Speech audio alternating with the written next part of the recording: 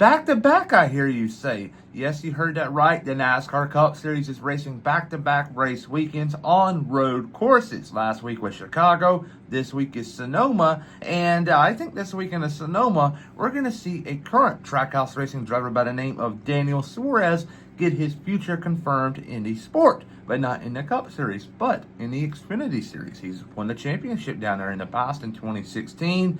He came to Cup in 2017, replacing the retiring Carl Edwards. Obviously, that did not work out. He moved over to Stewart-Haas Racing, and then he moved to the Gaunt Brothers, and he found himself on his own 2 feet with Trackhouse Racing. Since then, he has won 2 races. He's won Sonoma, where they're racing this weekend, and he's also won Atlanta. Suarez is a proven Cup Series winner. So, in my opinion, he deserves to be on the grid. But with the way the driver market is going for 2026, I just don't see it happening. I think he's Cup worthy. But if you add the likes of Tyler Reddick and I guess you could say Bubba Wallace and Todd Gilliland and Zane Smith and Noah Gragson, because 2311 Racing and Front Row are practically non-charter existent teams. So those drivers are going to be in the market. So somebody's going to try to pooch one of them.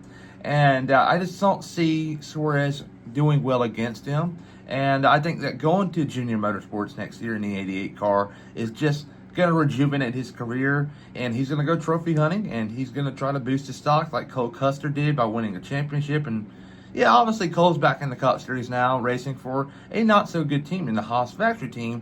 But we have seen glimpses and flashes of them being actually competitive and Cole being really good behind the wheel.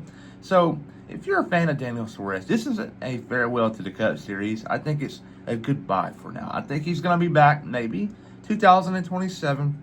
I would say keeping a really close eye in 2028. I think Suarez is going to be very mindful where he goes. He is not going to go to the Cup Series and race for a mediocre team from Junior Motorsports. It's either Junior Motorsports to a good team or staying at Junior Motorsports. I don't see him wanting to go to a Rick Ware Racing in 28. Obviously, they've been bought out, but I'm just giving an analogy. He's not going to go to a low-tier team is what I'm saying.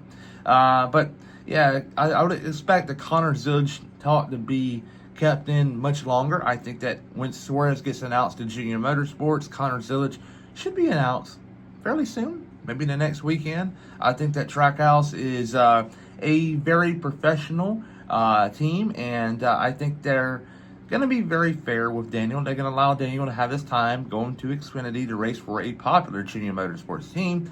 I don't think they're going to announce Connor Zilch right away this weekend, but keep a close eye for the following weekend because that could very well be the case. Connor Zilch is a young, great driver. I think one of the few prospects we got coming up that's actually worth a damn. I think Connor Zilch, Jesse Love, Corey Heim.